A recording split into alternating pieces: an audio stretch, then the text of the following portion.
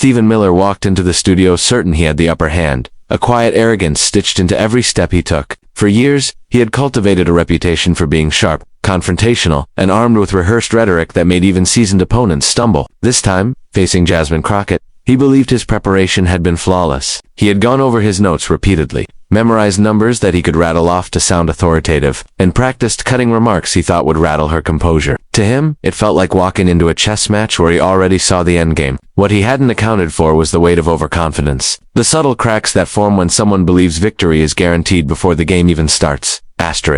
As the cameras flicked on and the conversation began, Miller wasted no time in unleashing the lines he had spent days polishing. He leaned forward slightly, his tone sharp but controlled, and spoke as though he was delivering indisputable truths. He accused, framed narratives to suit his angle, and left pauses where he thought Crockett would stumble. The arrogance wasn't just in his words, it was in the way he smirked between points, convinced that the audience was buying every second of his performance. What he failed to notice was that his overconfidence was transparent, and Crockett was quietly reading him like a book. Every line he delivered carried the same rhythm, the same sense of someone clinging to memorized arguments instead of engaging naturally. His confidence had blinded him to the fact that Crockett wasn't the type of opponent to be thrown off balance by volume or rapid-fire accusations. Instead of being intimidated, she waited, listening carefully as Miller tried to dictate the tempo of the conversation. She didn't rush to interrupt him, and she didn't match his smug energy. She let him have his stage, almost inviting him to reveal the full extent of his strategy before she made her move.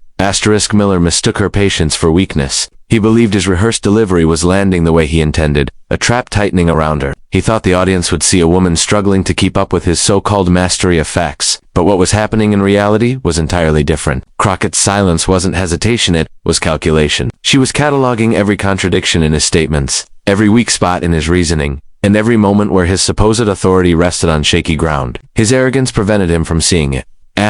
When she finally did respond, Miller's confidence wavered. It wasn't that she raised her voice or came out swinging. Instead, she calmly repeated one of his claims, then asked him to clarify a detail he had glossed over. That single request exposed the fact that Miller hadn't thought past the surface of his rehearsed points. His smirk faltered for a split second, just long enough for both Crockett and the audience to notice. The confidence he had wrapped himself in started to feel less like armor and more like a weight he couldn't carry convincingly. Still, Miller tried to push forward, doubling down on his original approach. He thought, if he kept talking, kept hammering away at his points, he could regain control. But with every attempt, Crockett's composure undercut his effort. The arrogance that had carried him into the room now betrayed him, making him appear less like a skilled debater and more like someone who had rehearsed a script without preparing for the reality of an intelligent opponent who could think on her feet. The shift was subtle but undeniable. What had begun as an act of dominance slowly unraveled into something almost embarrassing. Miller had prepared to show strength, but instead revealed fragility. His arrogance had backfired in the most public way,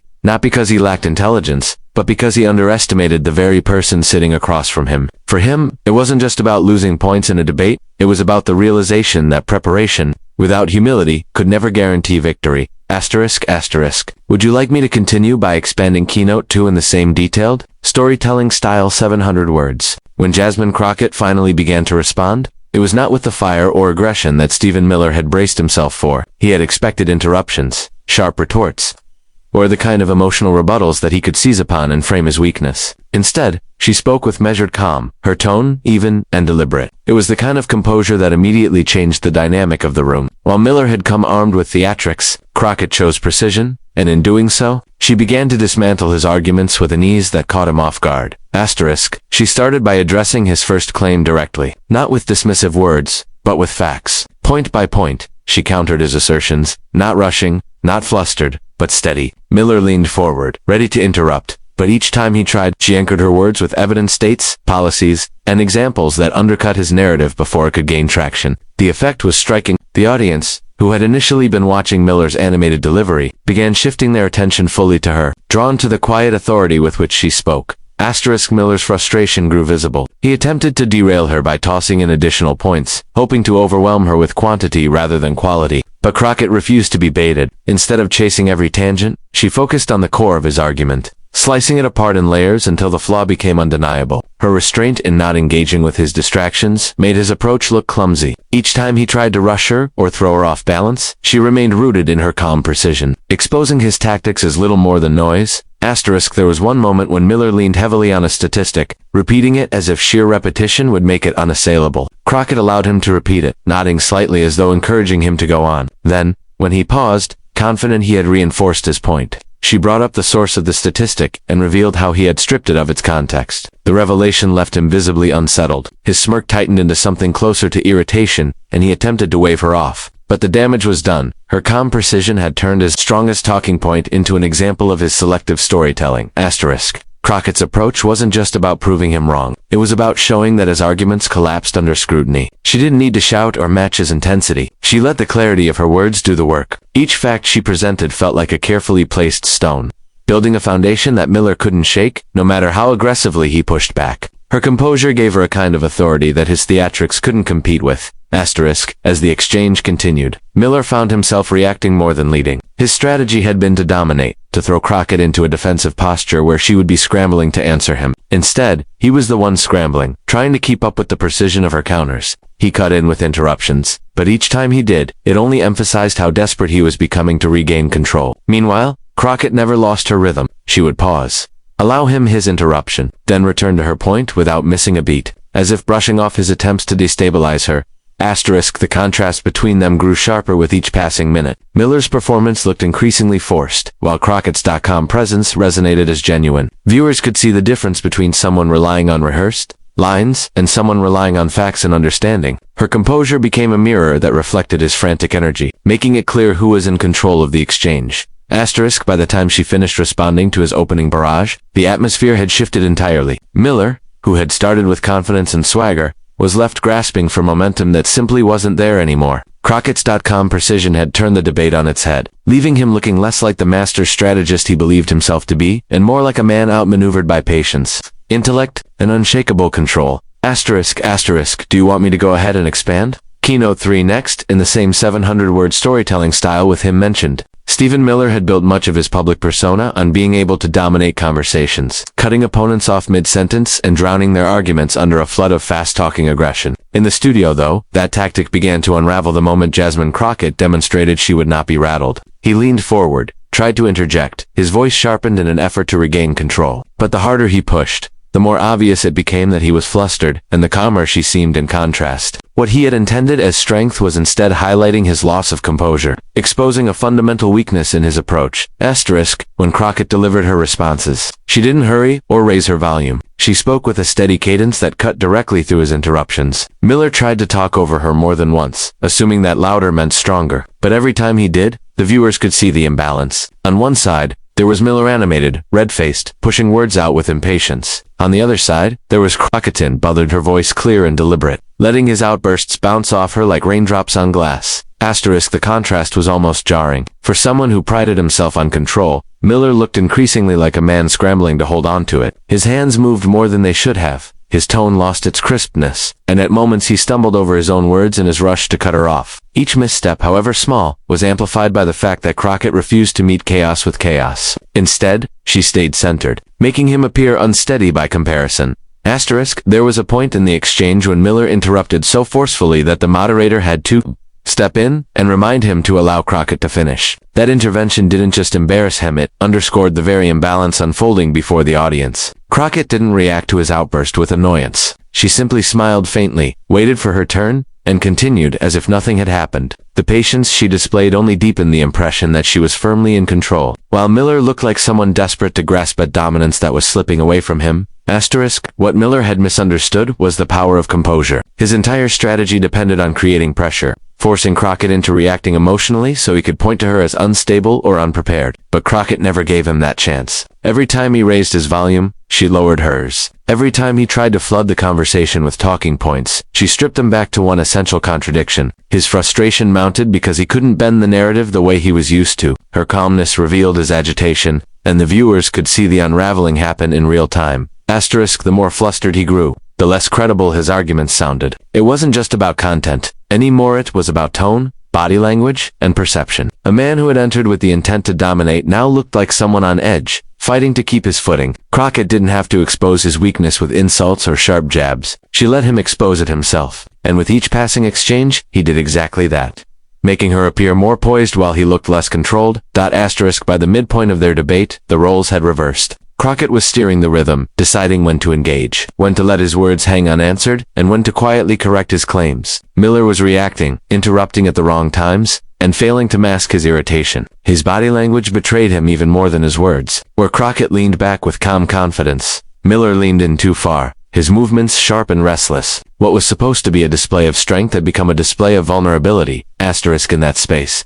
The audience didn't just hear the words, they felt the imbalance. They could see who was in control and who was scrambling. The composure of Jasmine Crockett became a powerful tool, not only dismantling Stephen Miller's points, but exposing him as a man unprepared for an opponent who didn't play by the script he had written in his mind. By the end of that segment, his reputation as a master of dominance had been chipped away, leaving behind an image of someone whose bluster could not mask his unraveling in the face of calm, precise resistance.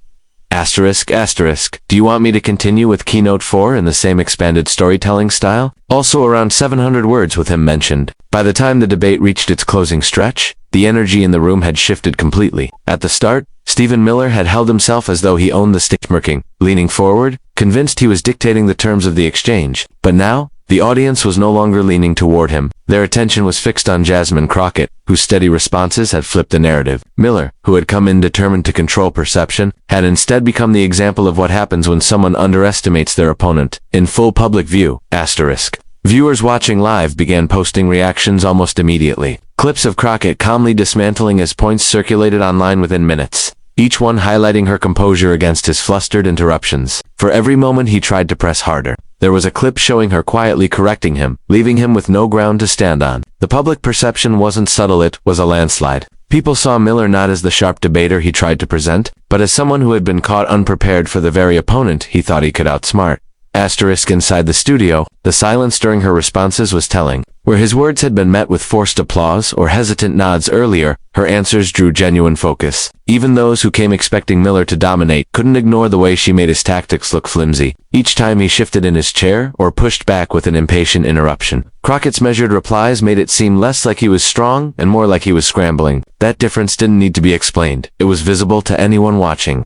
The most striking moment came when Miller attempted one last pivot. He raised a new point, delivered with the same intensity as his opening remarks, clearly hoping to reclaim the ground he had lost. But Crockett had anticipated the move. She let him lay out his claim in full, her expression unchanged, before calmly pointing out how his own earlier words contradicted what he was now saying. The studio audience let out a low murmur, and Miller froze for a fraction of a second, caught between denying his earlier statement and owning the inconsistency. That pause, small as it was, said everything. He had cornered himself. From that point on, the outcome was sealed. Every viewer, whether supporter or skeptic, saw that Miller's strategy had collapsed under the weight of his own miscalculation. Crockett hadn't just answered him, she had revealed his reliance on half-truths, rehearsed bluster, and misplaced arrogance. And in doing so, she shifted the conversation from the content of their debate to the character of the debaters themselves. One appeared steady, informed, and unshaken. The other appeared rattled, impatient, and unwilling to adapt when challenged. For Miller, the regret was visible even if he tried to mask it. His smirk no longer returned. The confidence in his voice had thinned, and the sharp edges of his remarks dulled as the exchange went on. By the time the cameras shut off, it was clear he hadn't just lost a debate, he had lost credibility in the eyes of those who had once expected him to dominate effortlessly. Crockett's precision had not only exposed the weaknesses in his arguments,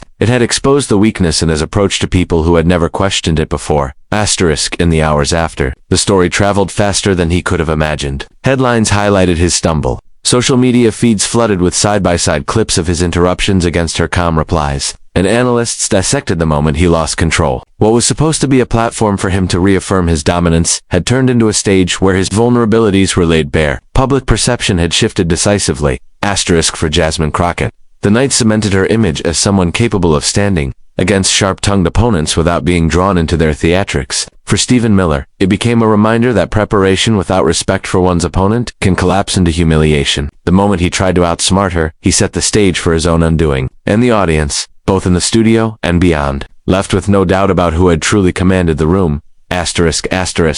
Would you like me to now write the ending statements in 500 words to complete the full structure, the way you've asked for in your past story series? As the dust settled from the exchange, the weight of what had unfolded lingered in the minds of everyone who had witnessed it. Stephen Miller had walked into the debate certain of victory, carrying the belief that his rehearsed arguments and aggressive delivery would overwhelm Jasmine Crockett. Instead, what played out was a sharp reminder that arrogance and theatrics cannot withstand the quiet strength of composure and truth. Viewers did not leave remembering the lines Miller had prepared. They remembered the way Crockett unraveled them with patience, evidence, and control. The aftermath told its own story. Commentators across networks replayed the key moments, emphasizing how Miller's interruptions only highlighted his lack of composure. While Crockett's calm responses demonstrated command of the facts, the narrative was no longer about policy differences alone. It had become a lesson in how demeanor shapes perception. People pointed out how one participant seemed constantly on edge, while the other looked unbothered, ready, and confident in her position. It wasn't a matter of who spoke louder, it was a matter of who carried authority in their words. For Miller. The regret was palpable. Every attempt he made to dominate only fed into the impression that he was out of control. His strategy had collapsed because it was built on the assumption that Crockett would falter under pressure. She didn't. Instead, she thrived in the very environment he thought would undo her. That reversal was what shocked viewers most. They didn't see the practiced debater he imagined himself to be. They saw someone rattled by a steady opponent who refused to play his game. Crockett, by contrast, emerged stronger. She had not only defended her position, but also revealed how composure could strip bluster of its power. The audience didn't just witness a clash of arguments. They saw the importance of strategy rooted in patience and clarity. It was her ability to remain grounded that turned the debate in her favor, and in doing so, she gained the respect of those who may not have expected her to hold her ground so decisively. In the end, the shocking part of the story wasn't simply that Miller lost a debate. It was that he lost it to the very qualities he had dismissed as weakness. He underestimated Crockett's ability to counter without rage, to respond without theatrics, and to expose his contradictions without shouting him down. That miscalculation cost him dearly, both in the moment and in the court of public perception. The debate became more than just an exchange of words. It became a defining example of how arrogance can backfire. When confronted with calm precision, Stephen Miller had entered expecting to showcase dominance, but left as the subject of a cautionary tale. Jasmine Crockett had entered expecting a fight, but left having demonstrated something more powerful than a fight: control. And for everyone who witnessed it, the lesson was clear: those who rely on noise eventually crumble in the face of those who rely on substance. Do you want me to merge all 4 expanded keynotes plus the ending statements into a single continuous shocking story without headings, so you have the full flow in one piece?